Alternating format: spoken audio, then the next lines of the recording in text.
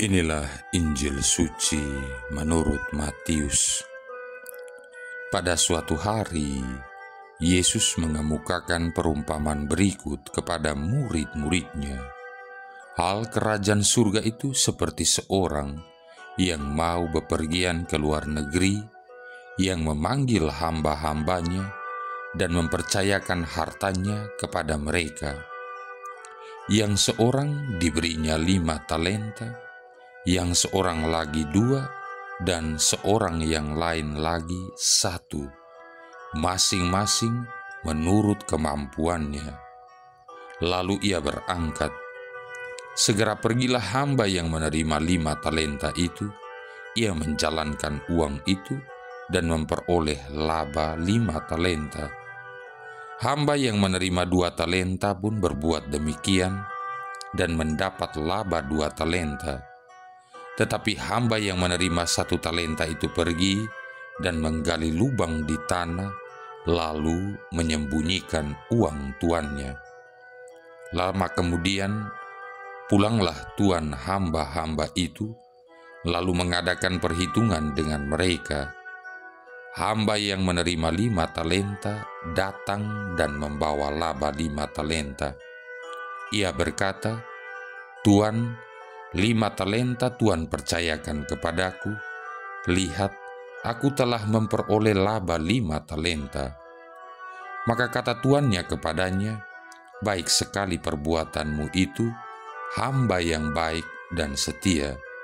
Engkau telah setia dalam perkara kecil, aku akan memberikan kepadamu tanggung jawab dalam perkara yang besar. Masuklah dan turutlah dalam kebahagiaan tuanmu." Lalu datanglah hamba yang menerima 2 talenta, katanya, "Tuan, 2 talenta Tuan percayakan kepadaku. Lihat, aku telah memperoleh laba 2 talenta."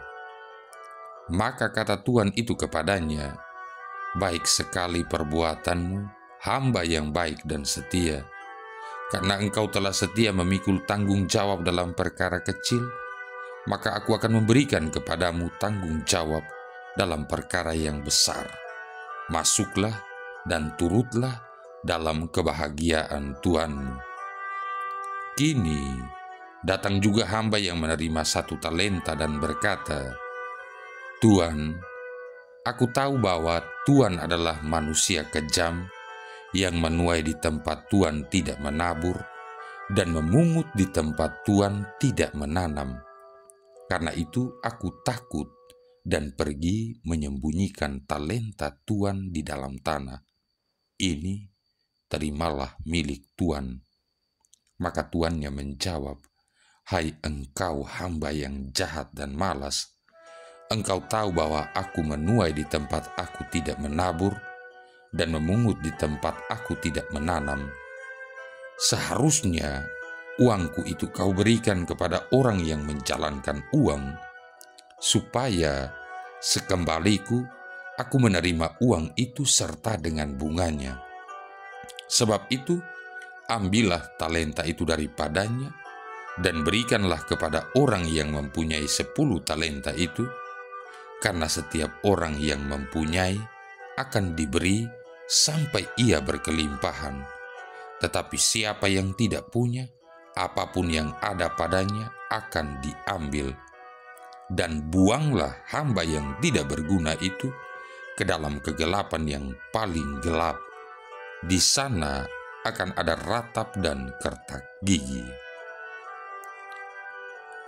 Demikianlah sabda Tuhan. Saudara-saudari yang terkasih, about the talent, use it or lose it. Kita pasti sering mendengar kata talenta. Di masa sekarang, sewaktu kita dengar kata talenta ini, biasanya kita akan langsung mengaitkannya dengan keahlian, kemampuan, bakat, atau potensi yang seseorang miliki. Oke, kalau begitu, jika sekarang ditanya kepada kita, talenta apa yang kita punya? apa yang akan menjadi jawaban kita? Dalam bacaan Injil hari ini, ceritanya sangat populer. Yesus menceritakan tentang seorang tuan yang memiliki 3 orang hamba. Dan karena tuannya itu mau pergi keluar kota, maka 3 orang hamba itu diberikan masing-masing 5 talenta, 2 talenta, dan 1 talenta. Itu artinya sang tuan tadi memberikan kepercayaan yang sangat besar kepada 3 orang hambanya itu. Mari kita lihat seberapa besar kepercayaan yang diberikan oleh sang tuan kepada para hambanya itu. Menurut Kamus Alkitab, yang pertama, talenta itu ukuran berat. 1 talenta sama dengan 3.000 sikal atau seberat 34 kilogram. Dan talenta itu uang emas yang seberat 30 kilogram emas. Dan jika 1 gram emas harganya 500.000 rupiah, maka 1 talenta sama dengan 17 miliar rupiah. Yang kedua, talenta itu satuan mata uang. 1 talenta sama dengan 6.000 dinar. Jadi, jika 1 dinar sama dengan upah 1 hari kerja, maka kepercayaan yang diberikan tuannya itu adalah 6.000 bagi 365 sama dengan 16,5 tahun upah kerja yang dibayar di muka kepada setiap hamba. Lantas, adakah sesuatu yang bisa kita maknai dari perumpamaan Yesus ini bagi kehidupan kita sekarang? Saudara-saudari yang terkasih, melalui perumpamaan Injil kali ini, kita diajak untuk merenungkan 2 hal ini. Yang pertama, jangan buru-buru kaitkan talenta sebagai kemampuan, keahlian, atau bakat. Sebab dalam teks Injil, talenta adalah modal yang diberikan oleh sang tuan supaya setiap hamba bisa berkarya dan melakukan sesuatu yang menyenangkan hati sang tuan. Jadi, ternyata setiap kita diberikan modal oleh Tuhan untuk melakukan sesuatu, tidak diam. Apa modalnya? Tidak usah jauh-jauh berpikir. Tangan, kaki, otak, pendengaran, penglihatan. Bukankah ini juga modal kita yang sudah diberikan oleh Tuhan? Adakah sesuatu yang terjadi dalam diri kita ketika kita melihat atau mendengar bahwa ada banyak orang yang modalnya tidak sama dengan kita, akan tetapi mampu berkarya luar biasa dan bahkan melebihi kita yang diberikan modal lebih? Coba saja tonton acara Kick Andy untuk berkenalan dengan mereka yang biasa-biasa saja, tapi bertalenta luar biasa. Jadi inti masalahnya ternyata bukan terletak pada besar atau kecilnya modal yang ada dalam diri kita, akan tetapi kemampuan untuk tidak memendam dalam tanah segala sesuatu yang ada dalam kehidupan kita. Ada yang diberikan modal 1 tapi bisa untung 10. Dan sayangnya ada juga orang yang diberikan modal 5, malah rugi, habis modal, dan tidak ada untungnya sama sekali. Yang kedua, sekarang kita bicara tentang talenta sebagai keahlian, kebiasaan, atau potensi. Pertanyaan kita di awal renungan tadi, talenta apa yang kita punya? Ada yang mengatakan, wah, jangankan 3, menemukan 1 saja susah betul rasanya. Apakah kita pernah berpikir demikian?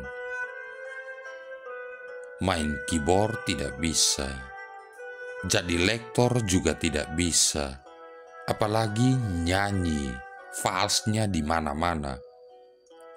Atau persoalannya yang sebenarnya malah karena kita berpikir kita tidak bisa atau tidak memiliki itu, makanya kita kehilangan talenta yang itu.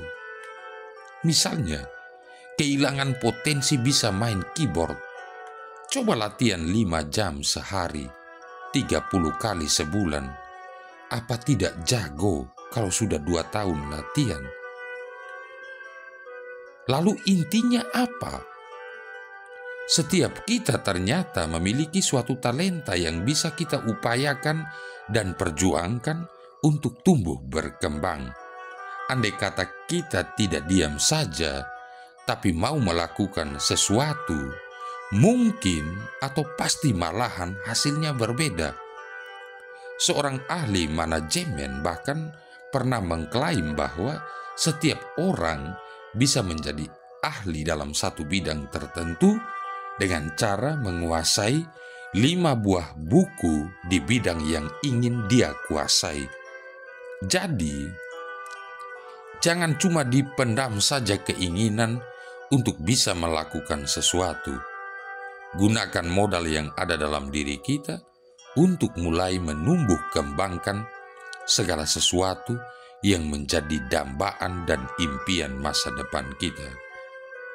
Saudara-saudari yang terkasih, Tuhan memberikan kita talenta sebagai alat untuk menjalankan pekerjaan-pekerjaannya di dunia, ataupun juga talenta yang diberikannya kepada kita haruslah kita pergunakan dengan tujuan untuk membangun kerajaannya dan membangun sesama kita. 1 Korintus bab 14 ayat 26. Jadi bagaimana sekarang saudara-saudara? Bila kamu berkumpul, hendaklah tiap-tiap orang mempersembahkan sesuatu. Yang seorang pemazmur, yang lain pengajar, atau pernyataan Allah, atau karunia berbahasa roh, atau karunia untuk menafsirkan bahasa roh. Tetapi semuanya itu harus dipergunakan untuk membangun. Dengan demikian, sekarang kita telah mengetahui arti talenta yang dimaksudkan dalam perumpamaan tentang talenta. Talenta adalah segala sesuatu yang diberikan Allah kepada kita sebagai anugerah dalam rangka memperluas kerajaan Allah. Talenta yang telah diberikan kepada kita bukan untuk kita simpan ataupun kita pergunakan untuk kesenangan pribadi atau ambisi pribadi kita, melainkan harus kita pergunakan untuk pekerjaan-pekerjaan Allah di dunia. Marilah berdoa. Allah Bapa kami yang kekal dan kuasa, Engkau telah memilih kegilaan salib di atas kebijaksanaan insani. Semoga hal itu menandai hidup kami berkat Yesus yang telah sudi merendahkan diri serta menjadi kebenaran kami, sebab Dialah Tuhan dan pengantara kami yang bersama dengan Dikau dan Roh Kudus hidup dan berkuasa, satu Allah sepanjang segala masa. Tuhan memberkati kita sekalian, Bapa, Putra, dan Roh Kudus.